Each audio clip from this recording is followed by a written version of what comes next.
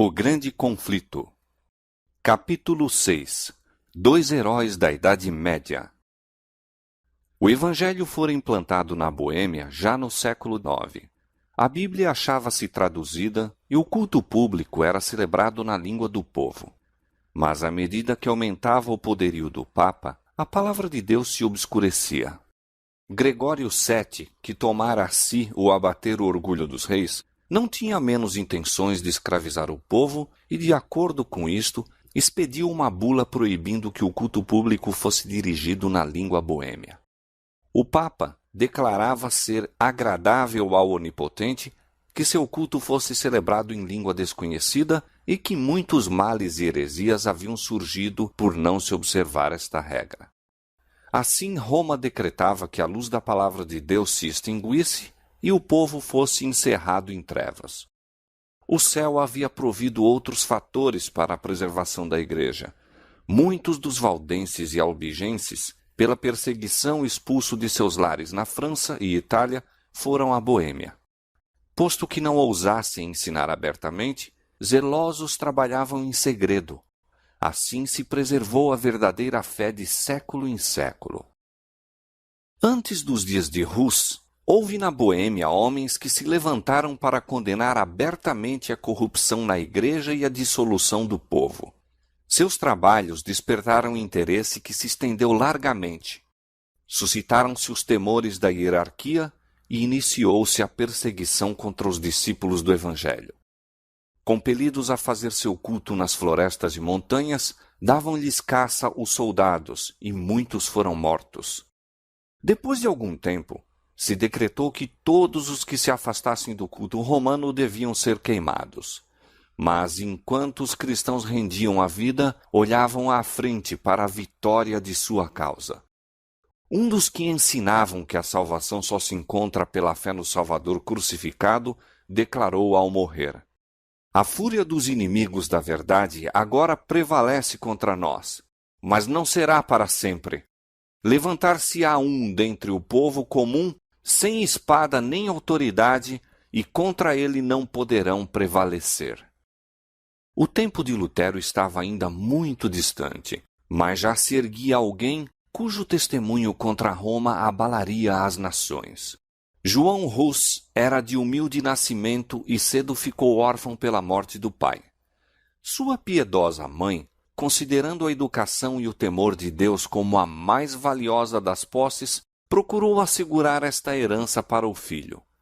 Hus entrou na escola da província, passando depois para a Universidade de Praga, onde teve admissão gratuita como estudante pobre. Foi acompanhado na viagem por sua mãe.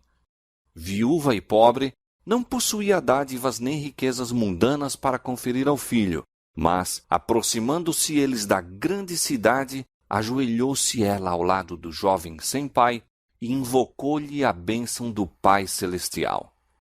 Pouco imaginara aquela mãe como deveria sua oração ser atendida. Na universidade, Hus logo se distinguiu pela sua incansável aplicação e rápidos progressos, enquanto a vida irrepreensível e modos afáveis e simpáticos lhe conquistaram estima geral. Era sincero adepto da Igreja de Roma e fervorosamente buscava as bênçãos espirituais que ela professa conferir. Na ocasião de um jubileu, foi à confissão, pagou as últimas poucas moedas de seus minguados recursos e tomou parte nas procissões a fim de poder participar da absolvição prometida. Depois de completar o curso colegial, entrou para o sacerdócio e, atingindo rapidamente a eminência, foi logo chamado à corte do rei. Tornou-se também professor e, mais tarde, reitor da universidade em que recebera educação. Em poucos anos, o humilde estudante que de favor se educara tornou-se o orgulho de seu país e seu nome teve fama em toda a Europa. Foi, porém, em outro campo que Hus começou a obra da reforma. Vários anos após haver recebido a ordenação sacerdotal, foi nomeado pregador da Capela de Belém. O fundador desta capela defendera, como assunto de grande importância, a pregação das Escrituras na língua do povo. Apesar da oposição de Roma a esta prática, ela não se interrompeu completamente na Boêmia. Havia, porém, grande ignorância das Escrituras e os piores vícios prevaleciam entre o povo de todas as classes. Estes males, Hus denunciou largamente, apelando para a palavra de Deus a fim de encarecer os princípios da verdade e pureza por ele pregados. Um cidadão de Praga, Jerônimo, que depois se tornou intimamente ligado a Hus, trouxera consigo, ao voltar da Inglaterra, os escritos de Wycliffe. A rainha da Inglaterra, que se convertera aos ensinos de Wycliffe, era uma princesa boêmia e, por sua influência, as obras do reformador foram também amplamente divulgadas em seu país natal. Estas obras lera-as Hus com interesse. Cria que seu autor era cristão sincero e inclinava-se a considerar favoravelmente as reformas que advogava. Hus, contudo, não o soube. Entrara já em caminho que o levaria longe de Roma. Por esse tempo chegaram a Praga 2 estrangeiros da Inglaterra, homens de saber, que tinham recebido a luz e haviam chegado para espalhá-la naquela terra distante. Começando com um ataque aberto à supremacia do Papa, foram logo pelas autoridades levados a silenciar. Mas não estando dispostos a abandonar seu propósito, recorreram a outras medidas.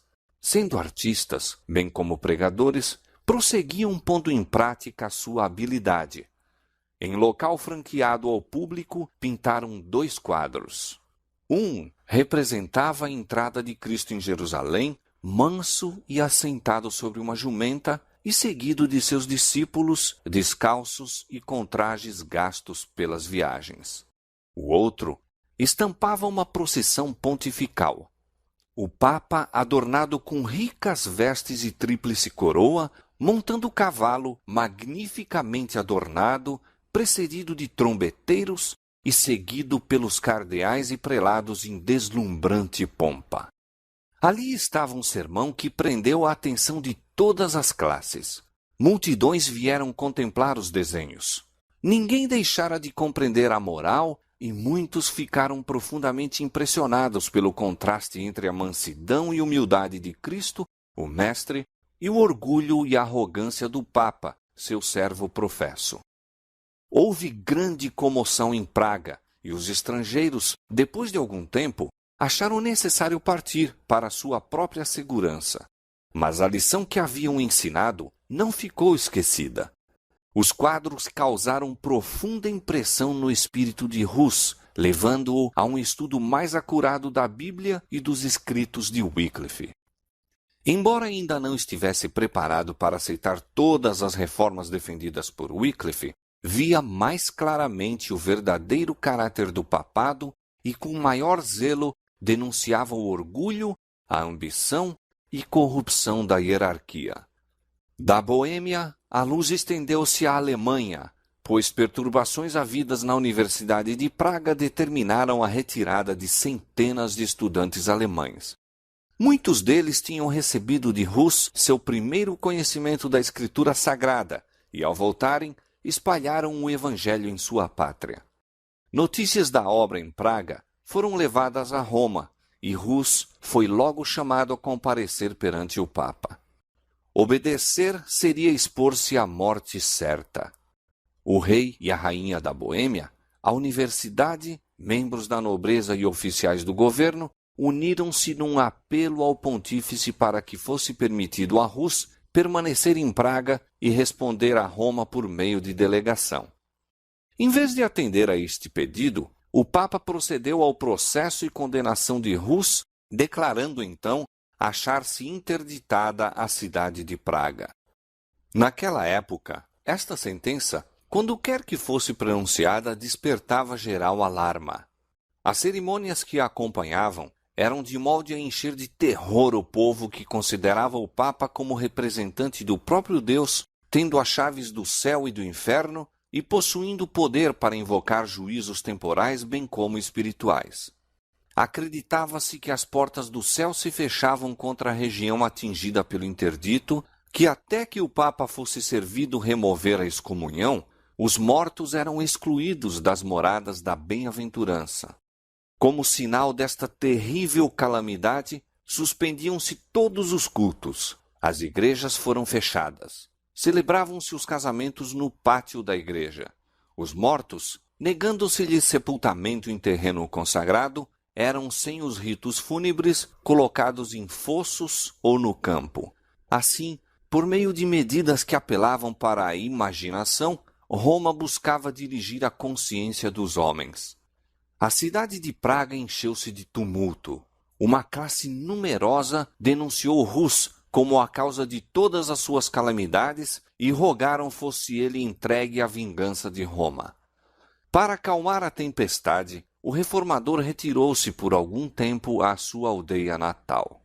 Escrevendo aos amigos que deixara em Praga, disse: Se me retirei do meio de vós, foi para seguir o preceito e exemplo de Jesus Cristo, a fim de não dar lugar aos mal-intencionados para traírem sobre si a condenação eterna, e a fim de não ser para os piedosos causa de aflição e perseguição. Retirei-me também pelo receio de que os sacerdotes ímpios pudessem continuar por mais tempo a proibir a pregação da palavra de Deus entre vós, mas não vos deixei para negar a verdade divina, pela qual, com o auxílio de Deus, estou disposto a morrer. Rus não cessou seus labores, mas viajou pelo território circunjacente, pregando às ávidas multidões.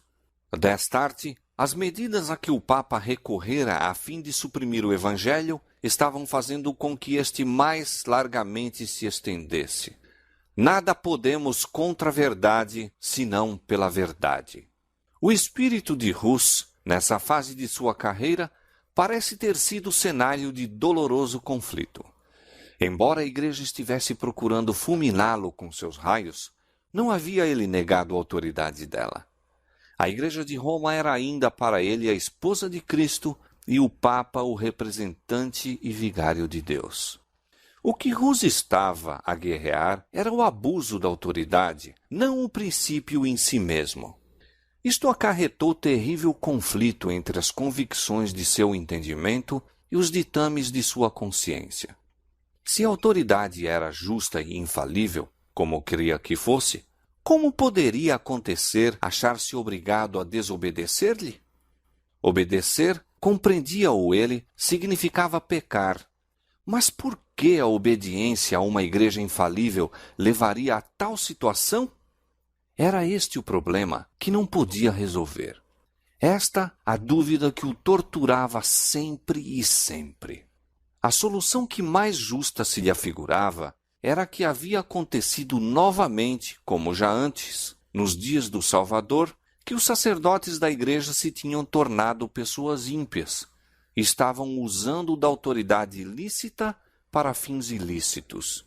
Isto o levou a adotar para sua própria orientação e para a guia daqueles a quem pregava a máxima de que os preceitos das Escrituras, comunicados por meio de entendimento, devem reger a consciência. Em outras palavras, de que Deus, falando na Bíblia, e não a igreja falando pelo sacerdócio, é o único guia infalível. Quando depois de algum tempo serenou a excitação em Praga, Rus voltou para sua capela de Belém, a fim de continuar com maior zelo e ânimo a pregação da palavra de Deus. Seus inimigos eram ativos e poderosos, mas a rainha e muitos dos nobres eram seus amigos, e o povo em grande parte o apoiava. Comparando seus ensinos puros e elevados e sua vida santa com os dogmas degradantes pregados pelos romanistas e a avareza e devassidão que praticavam, muitos consideravam uma honra estar ao seu lado. Até aqui, Rus estivera só em seus trabalhos. Agora, porém, se uniu na obra da Reforma Jerônimo, que durante sua estada na Inglaterra aceitara os ensinos de Wycliffe. Daí em diante, os dois estiveram ligados durante toda a vida e na morte não deveriam ser separados. Gênio brilhante, eloquência e saber, dotes que conquistaram o favor popular, possuía-os Jerônimo em alto grau. Mas quanto às qualidades que constituem a verdadeira força de caráter, Rus era maior. Seu discernimento calmo, servia como restrição ao espírito impulsivo de Jerônimo, que com verdadeira humildade se apercebia de seu valor e cedia aos seus conselhos. Sob o trabalho de ambos, a reforma estendeu-se mais rapidamente. Deus permitiu que grande luz resplandecesse no espírito daqueles homens escolhidos, revelando-lhes muitos dos erros de Roma, mas eles não receberam toda a luz que devia ser dada ao mundo. Por meio destes seus servos, Deus estava guiando o povo para fora das trevas do catolicismo. Havia, porém, muitos e grandes obstáculos a serem por eles enfrentados, e ele os guiou, passo a passo, conforme o podiam suportar. Não estavam preparados para receber toda a luz de uma vez. Como o completo fulgor do sol do meio-dia para os que durante muito tempo permaneceram em trevas, fosse ela apresentada, tê-los-ia feito desviarem-se. Portanto, ele revelou aos dirigentes pouco a pouco à medida que podia ser recebida pelo povo. De século em século, outros fiéis obreiros deveriam seguir-se para guiar o povo cada vez mais longe no caminho da reforma. Persistia o cisma na igreja. 3 papas contendiam pela supremacia, e sua luta encheu a cristandade de crime e tumulto. Não contentes de lançarem anátemas, recorriam às armas temporais. Cada qual se propôs obter armas e recrutar soldados. É claro que necessitavam dinheiro, e para arranjá-lo, os dons, ofícios e bênçãos da igreja eram oferecidos à venda. Os padres também, imitando os superiores, recorriam à simonia, tráfico de coisas sagradas ou espirituais, tais como sacramentos, dignidades, benefícios eclesiásticos, etc., e à guerra para humilhar seus rivais e fortalecer seu próprio poder. Com uma audácia que aumentava dia a dia, Rus fulminava as abominações que eram toleradas em nome da religião, e o povo acusava abertamente os chefes romanistas como causa das misérias que oprimiam a cristandade. Novamente, a cidade de Praga parecia à borda de um conflito sangrento. Como nas eras anteriores, o servo de Deus foi acusado de ser o perturbador de Israel. A cidade fora de novo posta sob interdito e Rus retirou-se para a sua aldeia natal. Finalizara-se o testemunho tão fielmente dado de sua amada capela de Belém. Deveria falar de um cenário mais amplo, a cristandade toda, antes de depor a vida como testemunha da verdade. Para sanar os males que estavam perturbando a Europa, convocou-se um concílio geral a reunir-se em Constança. Esse concílio fora convocado a pedido do imperador Sigismundo por um dos 3 papas rivais, João XXIII. A convocação de um concílio longe esteve de ser bem recebida pelo Papa João, cujo caráter e política mal poderiam suportar exame, mesmo por prelados tão frouxos na moral como eram os eclesiásticos daqueles tempos. Não ousou, contudo, opor-se à vontade de Sigismundo.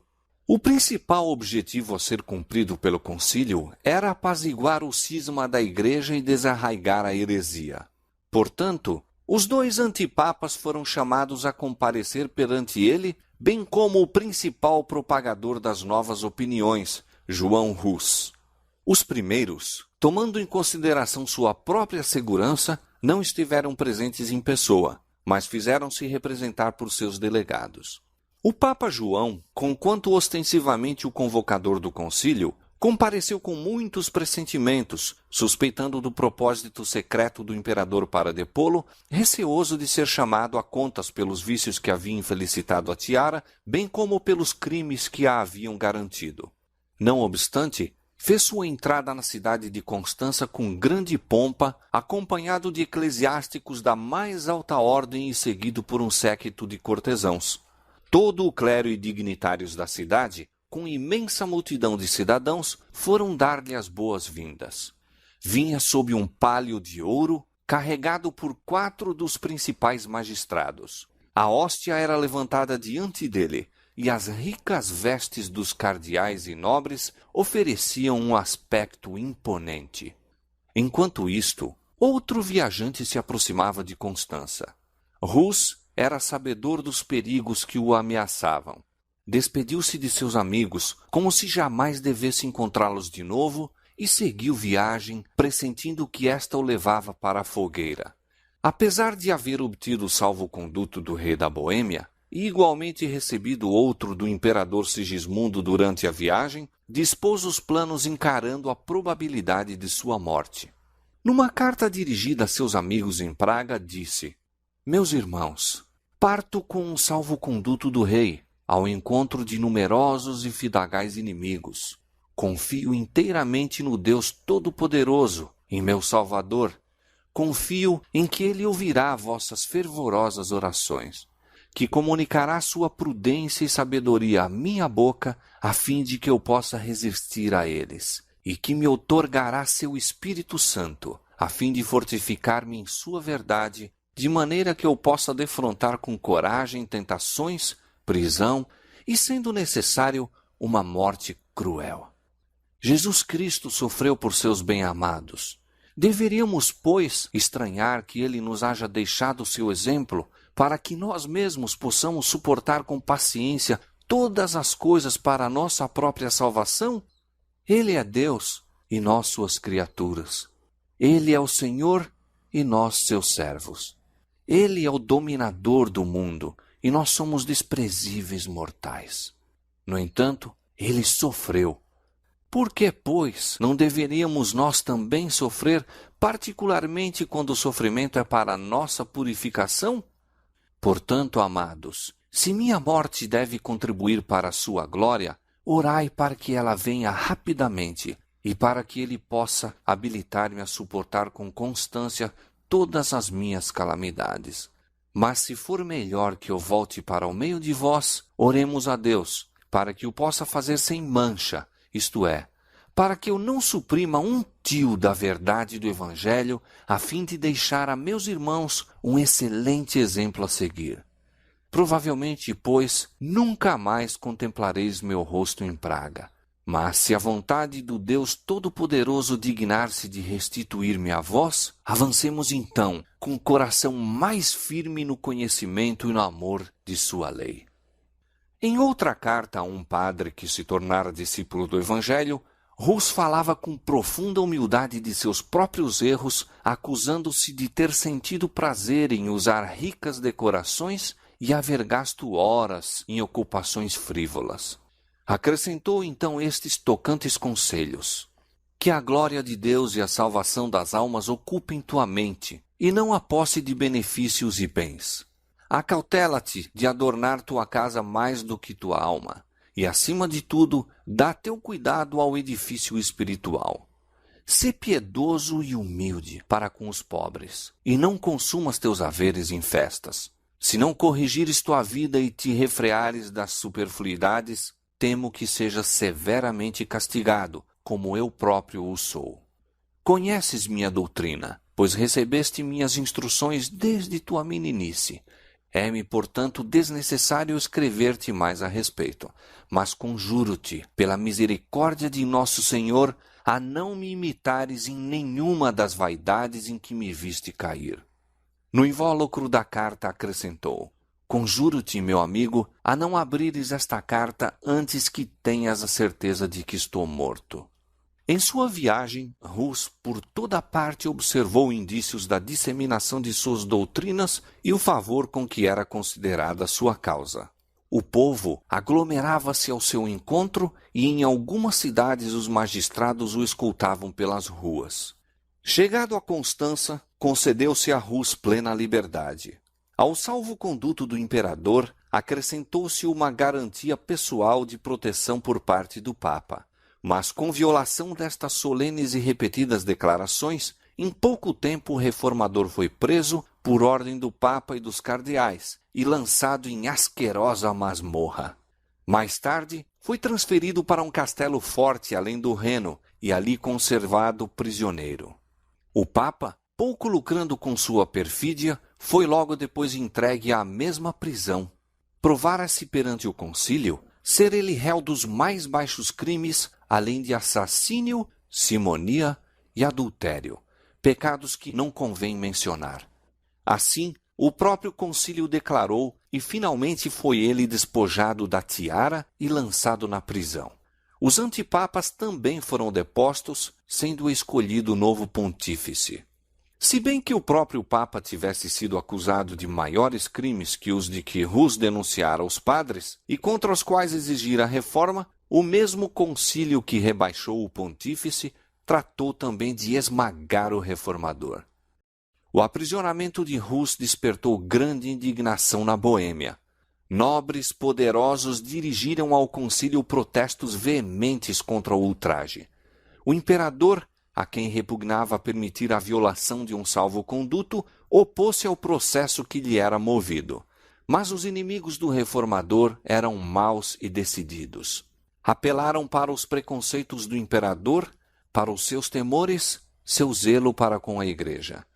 Aduziram argumentos de grande extensão para provar que não se deve dispensar fé aos hereges, tampouco a pessoas suspeitas de heresia, ainda que estejam munidas de salvo-conduto do imperador e reis. Assim prevaleceram eles. Enfraquecido pela enfermidade e reclusão, pois que o ar úmido e impuro do calabouço lhe acarretara uma febre que quase o levara à sepultura, Hus foi finalmente conduzido perante o concílio. Carregado de cadeias, ficou em pé na presença do imperador, cuja honra e boa-fé tinham sido empenhadas em defendê-lo.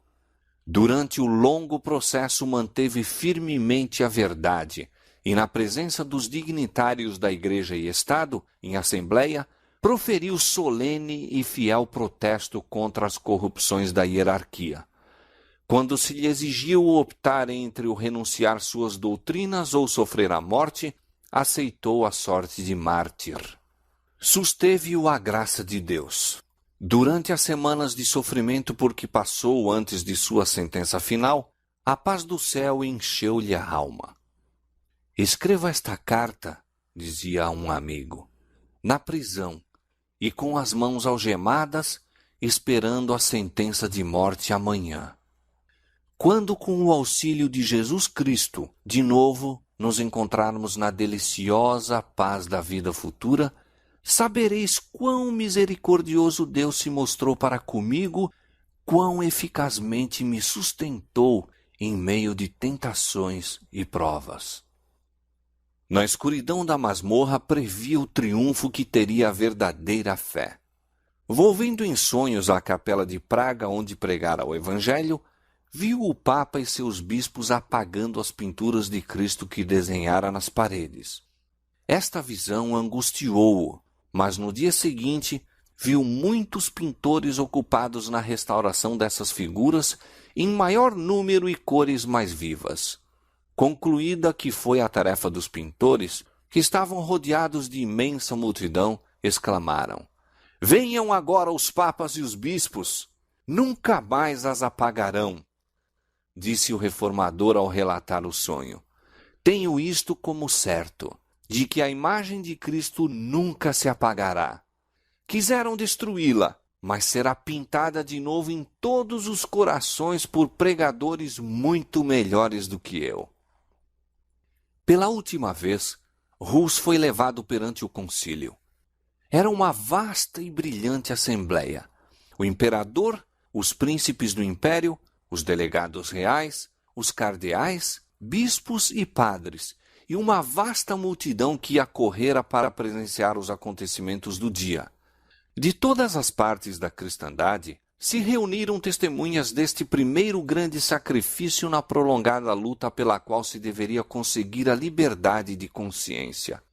Chamado à decisão final, Hus declarou recusar-se a renunciar e, fixando o olhar penetrante no imperador, cuja palavra empenhada fora tão vergonhosamente violada, declarou: "Decidi-me, de minha espontânea vontade, a comparecer perante este concílio sob a pública proteção e fé do imperador aqui presente."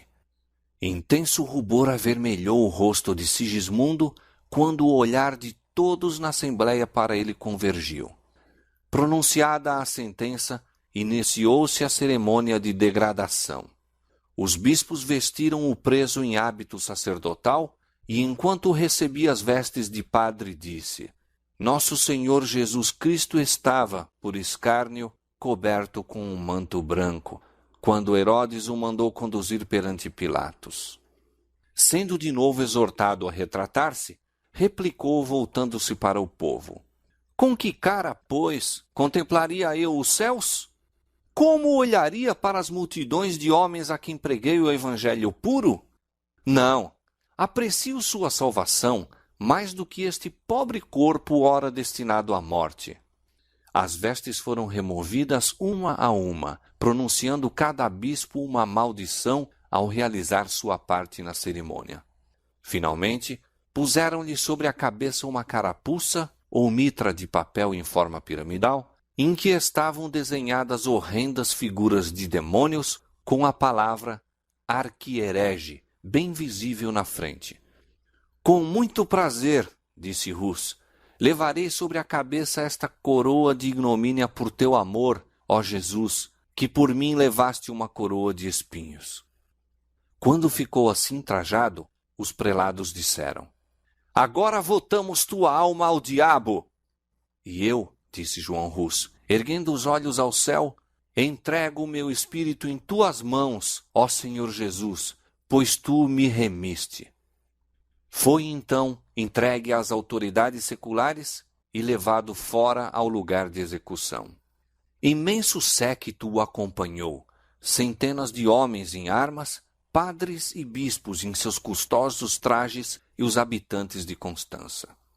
Quando estava atado ao poste e tudo pronto para acender-se o fogo, o mártir mais uma vez foi exortado a salvar-se renunciando aos seus erros. A que erros? Disse Rus. Renunciarei eu? Não me julgo culpado de nenhum. Invoco a Deus para testemunhar que tudo o que escrevi e preguei assim foi feito com o fim de livrar almas do pecado e perdição. E, portanto, muito alegremente, confirmarei com meu sangue a verdade que escrevi e preguei. Quando as chamas começaram a envolvê-lo, pôs-se a cantar: Jesus, filho de Davi, tem misericórdia de mim. E assim continuou até que sua voz silenciou para sempre.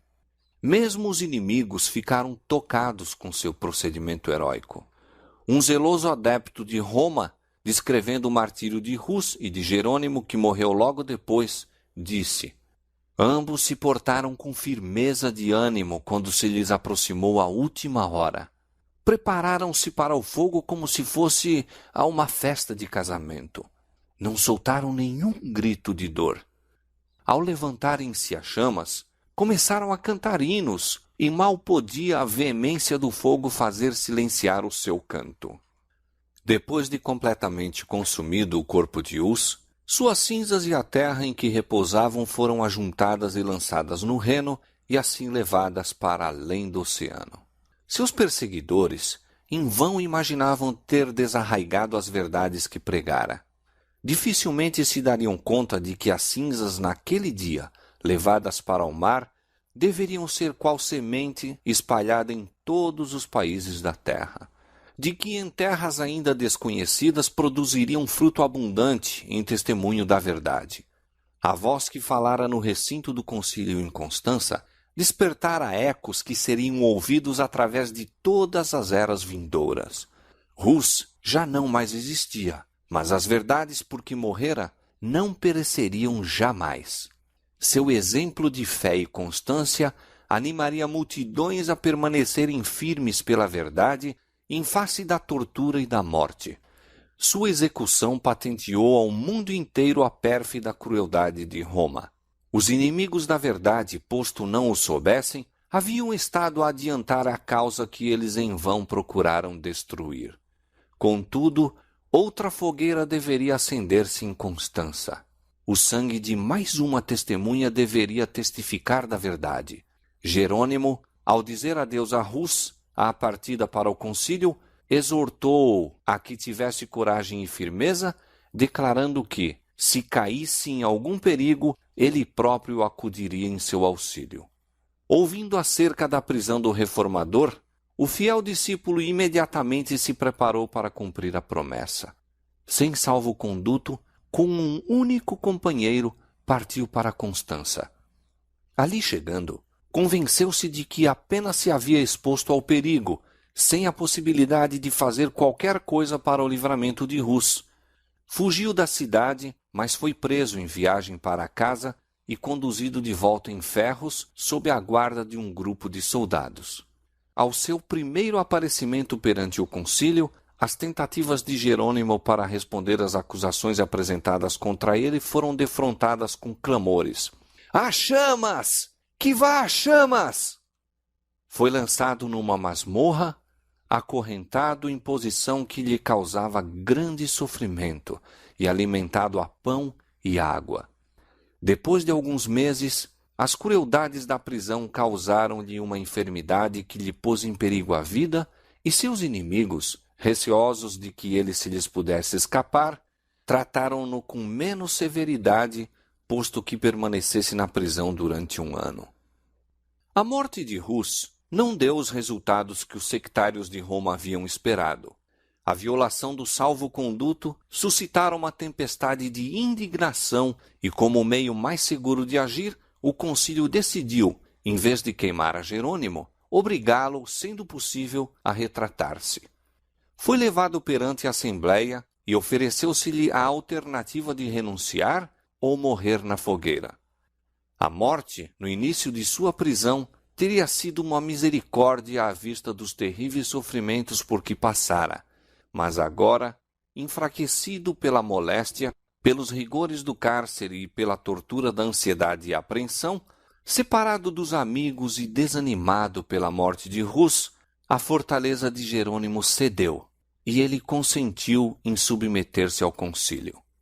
Comprometeu-se a aderir à fé católica e aceitou a ação do concílio ao condenar as doutrinas de Wycliffe e Rus, exceção feita, contudo, das santas verdades que tinham ensinado. Por esse expediente, Jerônimo se esforçou por fazer silenciar a voz da consciência e escapar da condenação. Mas, na solidão do calabouço, viu mais claramente o que havia feito. Pensou na coragem e fidelidade de Rus e, em contraste, refletiu em sua própria negação da verdade. Pensou no divino mestre a quem se comprometera a servir e que, por amor dele, suportara a morte de cruz. Antes de sua retratação, encontrara conforto em todos os sofrimentos, na certeza do favor de Deus. Mas agora, o remorso e a dúvida lhe torturavam a alma. Sabia que ainda outras retratações haveria a fazer, antes que pudesse estar em paz com Roma. O caminho em que estava entrando apenas poderia terminar em completa apostasia. Sua resolução estava tomada. Não negaria o Senhor para escapar de um breve período de sofrimento. Logo foi ele novamente levado para o concílio. Sua submissão não satisfizera os juízes. Sua sede de sangue, aguçada pela morte de Rus, clamava por novas vítimas. Apenas renunciando à verdade, sem reservas, poderia Jerônimo preservar a vida. Decidira-se, porém, a confessar sua fé e seguir às chamas seu irmão mártir. Renunciou à retratação anterior e, como moribundo, exigiu solenemente oportunidade para fazer a sua defesa. Temendo o efeito de suas palavras, os prelados insistiram em que ele meramente afirmasse ou negasse a verdade das acusações apresentadas contra ele.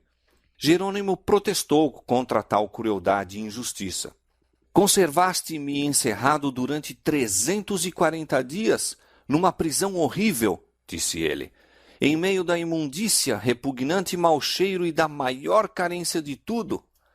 Trazeis-me depois diante de vós, e dando ouvidos a meus inimigos mortais, recusai-vos a ouvir-me.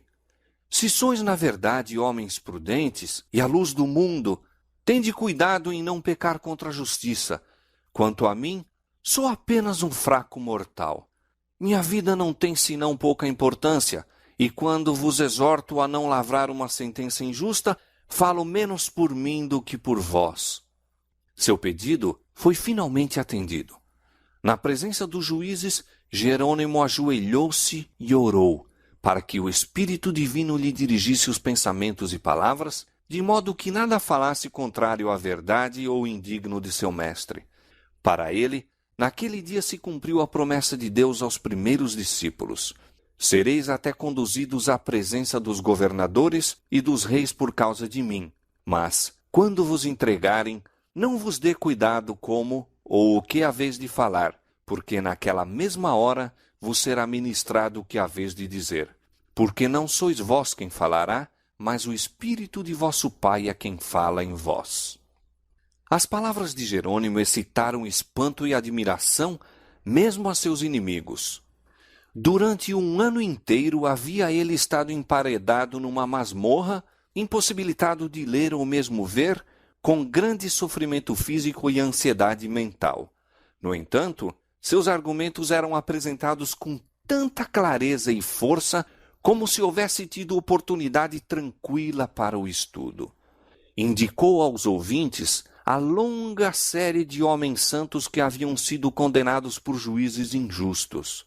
Em quase cada geração, houve os que, enquanto procuravam enobrecer o povo de seu tempo, foram censurados e rejeitados, mas que em tempos posteriores mostraram ser dignos de honra. O próprio Cristo foi, por um tribunal injusto, condenado como malfeitor. Em sua retratação, Jerônimo consentira na justiça da sentença que condenara Hus. Declarou ele agora o seu arrependimento e deu testemunho da inocência e santidade do mártir. Conheci-o desde a meninice, disse ele. Foi um ótimo homem, justo e santo. Foi condenado, apesar de sua inocência. Eu também estou pronto para morrer. Não recuarei diante dos tormentos que estão preparados para mim por meus inimigos e falsas testemunhas, que um dia terão de prestar contas de suas imposturas perante o grande Deus, a quem nada pode enganar.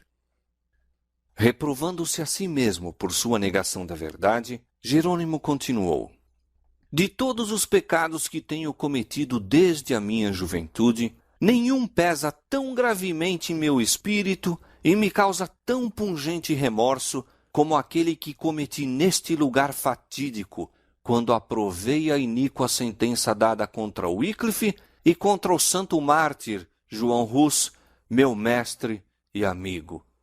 Sim, confesso-o de coração e declaro com horror que desgraçadamente fraquejei quando, por medo da morte, condenei suas doutrinas.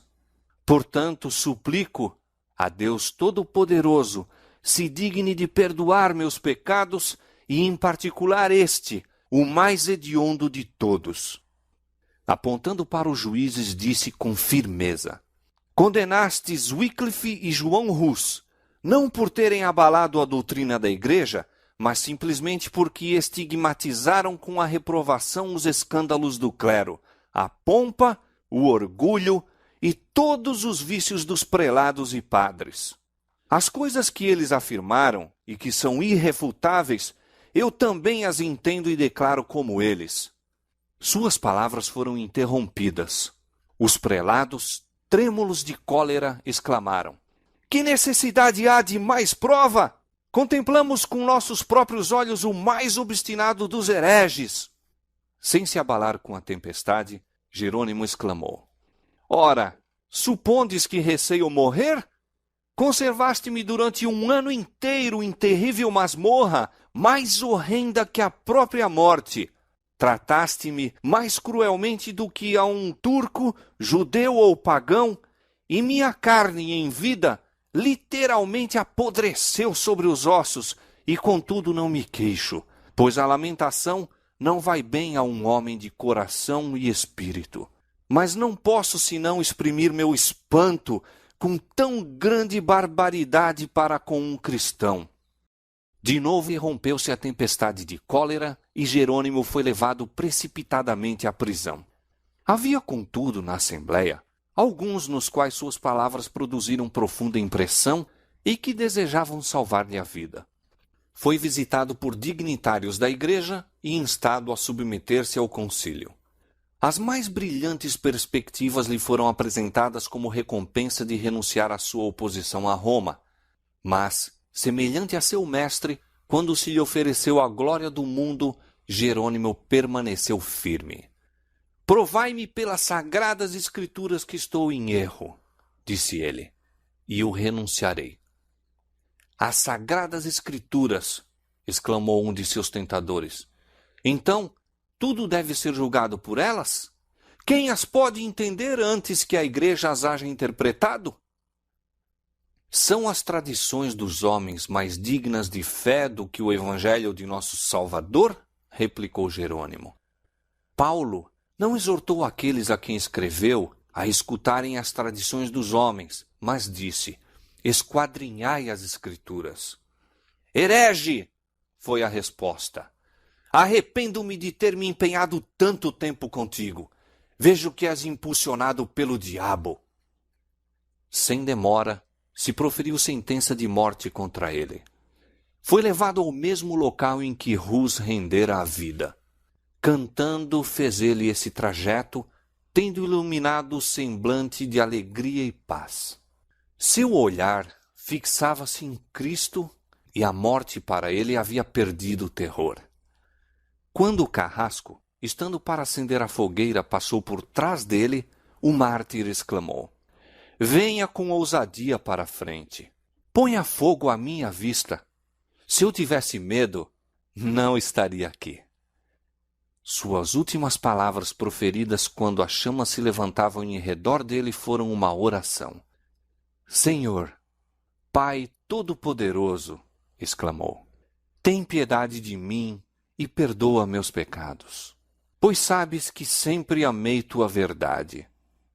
Sua voz cessou, mas os lábios continuaram a mover-se em oração. Tendo o fogo efetuado a sua obra, as cinzas do mártir, com a terra sobre a qual repousavam, foram reunidas e, como as de Rus, lançadas no Reno. Assim pereceram os fiéis porta-luzes de Deus. Mas a luz das verdades que proclamaram, luz de seu exemplo heróico, não se havia de extinguir. Tanto poderiam os homens tentar desviar o sol de seu curso, como impedir o raiar daquele dia que mesmo então despontava sobre o mundo.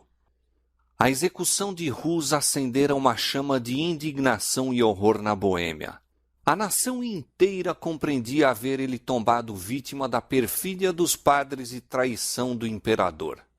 Declarou-se ter sido ele um fiel ensinador da verdade, e o concílio que decretou sua morte foi acusado de crime de assassínio. Suas doutrinas atraíam agora maior atenção do que nunca. Pelos editos papais, os escritos de Wycliffe tinham sido condenados às chamas. Aqueles, porém, que haviam escapado da destruição, foram agora tirados dos esconderijos e estudados em conexão com a Bíblia, ou partes dela que o povo podia adquirir, e muitos assim foram levados a aceitar a fé reformada. Os assassinos de Rus não permaneceram silenciosos a testemunhar o triunfo que alcançava a causa do reformador. O Papa e o Imperador uniram-se para aniquilar o movimento e os exércitos de Sigismundo foram lançados contra a Boêmia. Surgiu, porém, um libertador. Zisca, que logo depois do início da guerra ficou completamente cego e que, no entanto, era um dos mais hábeis generais de seu tempo, foi o chefe dos boêmios. Confiando no auxílio de Deus e na justiça de sua causa, aquele povo resistiu aos mais poderosos exércitos que contra eles se poderiam levar. Reiteradas vezes, o imperador, organizando novos exércitos, invadiu a Boêmia apenas para ser vergonhosamente repelido. Os russitas ergueram-se acima do temor da morte e nada poderia resistir a eles. Poucos anos depois do início da guerra, o bravo Zisca morreu, mas seu lugar foi preenchido por Procópio, que era um general igualmente bravo e hábil e, em alguns sentidos, dirigente mais destro. Os inimigos dos boêmios, sabendo que morrera o guerreiro cego, conjeturaram ser favorável a oportunidade para recuperar tudo o que haviam perdido. O Papa proclama, então, uma cruzada contra os russitas, e novamente uma imensa força se precipitou sobre a Boêmia, mas apenas para sofrer terrível desbarato. segue-se outra cruzada. Em todos os países papais da Europa, reuniram-se homens, dinheiro e munições de guerra. Congregavam-se multidões sob o estandarte papal, seguras de que afinal se poria termo aos hereges russitas. Confiante na vitória, a numerosa força entrou na Boêmia. O povo arregimentou-se para repeli-la. Os dois exércitos se aproximaram um do outro até que apenas um rio se lhes interpunha. Os cruzados constituíam força grandemente superior, mas em vez de se arremessarem através da torrente e travar batalha com os russitas a quem de longe haviam vindo a combater, ficaram a olhar em silêncio para aqueles guerreiros. Então, subitamente, misterioso terror caiu sobre os soldados. Sem desferir um golpe, aquela poderosa força debandou e espalhou-se, como se fosse dispersa por um poder invisível. Muitos foram mortos pelo exército russita, que perseguiu os fugitivos, e imenso despojo caiu nas mãos dos vitoriosos, de maneira que a guerra, em vez de empobrecer os boêmios, os enriqueceu. Poucos anos mais tarde, sob um novo papa, promoveu-se ainda outra cruzada. Como antes, homens e meios foram trazidos de todos os países papais da Europa. Grande foi o engodo apresentado aos que se deveriam empenhar nessa perigosa empresa. Assegurava-se a cada cruzado perdão completo dos mais hediondos crimes. A todos os que morressem na guerra era prometida preciosa recompensa no céu, e os que sobrevivessem haveriam de colher honras e riquezas no campo de batalha. De novo, se reuniu um vasto exército e, atravessando a fronteira, entraram na Boêmia. As forças russitas recuaram diante deles, arrastando assim os invasores cada vez mais longe para o interior do país e levando-os a contar com a vitória já alcançada. Finalmente o exército de Procópio fez alto e, voltando-se para o inimigo, avançou para lhe dar batalha. Os cruzados, descobrindo então o seu erro, ficaram no acampamento esperando o assalto. Quando se ouviu o ruído da força que se aproximava, mesmo antes que os russitas estivessem à vista, um pânico de novo caiu sobre os cruzados. Príncipes, generais e soldados rasos, arrojando as armaduras, fugiram em todas as direções. Em vão o núncio papal, que era o dirigente da invasão, se esforçou para reunir suas forças possuídas de terror e já desorganizadas. Apesar de seus enormes esforços, ele próprio foi levado na onda dos fugitivos. A derrota foi mais completa e novamente um imenso despojo caiu nas mãos dos vitoriosos. Assim, pela segunda vez, vasto exército, enviado pelas mais poderosas nações da Europa, uma hoste de homens bravos e aguerridos, treinados e equipados para a batalha, fugiu, sem dar um golpe, de diante dos defensores de uma nação pequena e até ali fraca. Havia nisso uma manifestação do poder divino. Os invasores foram tomados de pavor sobrenatural. Aquele que derrotou os exércitos de Faraó no Mar Vermelho, que pôs em fuga os exércitos de Midian diante de Gideão e seus 300, que numa noite derribou as forças do orgulhoso assírio, de novo estendera a mão para debilitar o poder do opressor. Eis que se acharam em grande temor, onde temor não havia, porque Deus espalhou os ossos daquele que te cercava. Tu os confundiste, porque Deus os rejeitou.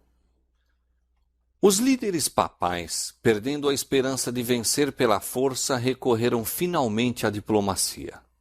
Adotou-se um compromisso mútuo que, se bem que pretendesse conceder liberdade de consciência aos boêmios, realmente traindo-os, entregava-os ao poder de Roma. Os boêmios tinham especificado 4 pontos como condições de paz com Roma: pregação livre da Bíblia, o direito da igreja toda, tanto ao pão como ao vinho na comunhão e o uso da língua materna no culto divino, a exclusão do clero de todos os ofícios e autoridades seculares, e, nos casos de crime, a jurisdição das cortes civis tanto para o clero como para os leigos. As autoridades papais finalmente concordaram em que os 4 artigos dos hussitas deveriam ser aceitos, mas que o direito de os explicar, isto é, de determinar sua significação exata, deveria pertencer ao concílio, ou, em outras palavras, ao Papa e ao Imperador. Nesta base, fez-se um tratado e Roma ganhou, pela dissimulação e fraude, o que não tinha conseguido pelo conflito. Pois, dando sua própria interpretação aos artigos hussitas, como a Escritura Sagrada, ela poderia perverter-lhes o sentido de modo a convir a seus propósitos. Uma classe numerosa na Boêmia, vendo que isto traía sua liberdade, não se conformou com o tratado. Surgiram dissensões e divisões que levaram à contenda e derramamento de sangue entre eles mesmos. Nesta luta, o nobre Procópio sucumbiu e pereceu a liberdade da Boêmia. Sigismundo, traidor de Rus e Jerônimo, tornou-se agora rei da Boêmia e, sem consideração para com o seu juramento de apoiar os direitos dos boêmios, prosseguiu com o estabelecimento do papado. Ele, porém, pouco ganhara com sua subserviência a Roma. Durante 20 anos, sua vida estivera repleta de trabalhos e perigos. Seus exércitos tinham sido arruinados e esgotados os seus tesouros por uma longa e infrutífera luta, e agora, depois de reinar 1 ano, morreu, deixando seu reino às bordas da guerra civil e legando à posteridade um nome estigmatizado com a infâmia. Seguiram-se tumultos, contendas e carnificina. Exércitos estrangeiros invadiram de novo a Boêmia e dissensões internas continuaram a perturbar a nação. Aqueles que permaneceram fiéis ao Evangelho foram sujeitos a uma perseguição sanguinolenta. Como seus irmãos de outrora, entrando em pacto com Roma, houvessem aceito seus erros, os que permaneciam na antiga fé formaram-se em igreja distinta, tomando o nome de Irmãos Unidos. Este ato acarretou sobre eles as maldições de todas as classes. Contudo, sua firmeza era inabalável. Obrigados a buscar refúgio nos bosques e cavernas, congregavam-se ainda para ler a palavra de Deus e unir-se em seu culto. Por meio de mensageiros enviados secretamente a diversos países, souberam que aqui e acolá havia os que isoladamente confessavam a verdade, alguns numa cidade, outros noutra, como eles próprios, objeto de perseguição, e que entre as montanhas dos Alpes havia uma antiga igreja apoiada no fundamento das Escrituras e protestando contra as corrupções idolátricas de Roma. Esta informação foi recebida com grande alegria e iniciou-se correspondência com os cristãos valdenses. Firmes no Evangelho, os boêmios esperaram através da noite de sua perseguição, ainda volvendo os olhos para o horizonte, na hora mais tenebrosa, semelhantes aos homens que esperam amanhã. Sua sorte fora lançada em dias maus, mas lembravam-se das palavras primeiramente proferidas por Rus e repetidas por Jerônimo, de que um século deveria passar antes que raiasse o dia. Estas foram para os taboritas, ou seja, hussitas, o que para as tribos na casa da servidão foram as palavras de José. Eu morro, mas Deus certamente vos visitará e vos fará subir desta terra. O período final do século XV testemunhou o aumento vagaroso, mas certo, das igrejas dos irmãos. Se bem que, longe de não serem incomodados, gozavam de relativo descanso. No princípio do século XVI, suas igrejas eram em número de 200 na Boêmia e na Morávia. Assim, numerosos foram os restantes que, escapando da fúria destruidora do fogo e da espada, tiveram o privilégio de ver o raiar daquele dia que Rus predissera.